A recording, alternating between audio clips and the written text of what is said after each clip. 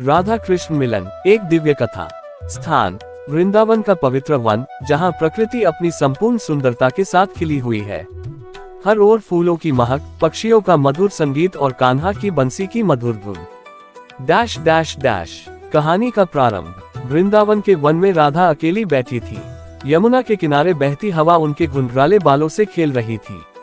उनके मन में एक बेचैनी थी। उनके हृदय की गहराई से बस एक ही पुकार निकल रही थी, कान्हा। राधा, स्वागत। कहाँ हो तुम, कान्हा?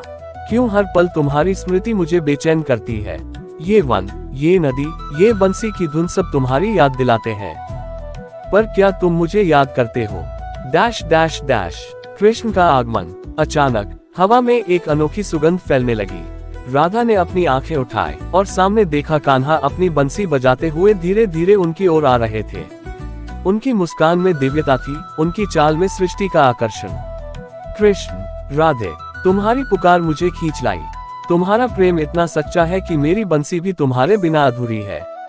राधा ने उनकी ओर देखा, उनके आंसू बहने लगे। राधा, कान्हा, क्या हमारा प्रेम इसी तरह अधूरा रहेगा? क्यों संसार हमें एक नहीं होने देता? कृष्ण, मुस्कुराते हुए, राधे, हमारा प्रेम अधूरा नहीं है। हमारा मिलन इस संसार के नियमों से परे है। तुम्हारा प्रेम मेरे अस्तित्व का आधार है। हम अलग नहीं हो सकते, चाहे दुनिया कुछ भी कहे। Dash dash dash. मिलन का क्षण। कृष्ण ने अपना हाथ राधा की ओर बढ़ाया। राधा ने वह हाथ थाम लिया।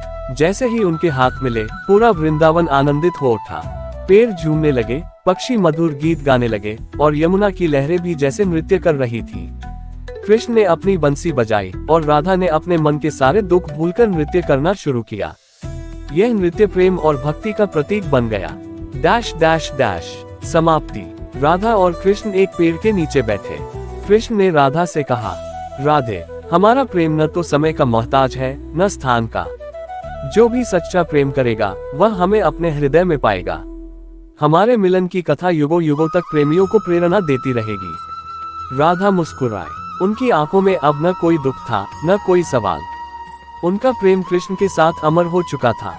कहानी यही समाप्त होती है, परंतु राधा कृष्ण का प्रेम सदा के लिए अमर हो जाता है। Dash dash dash. संदेश।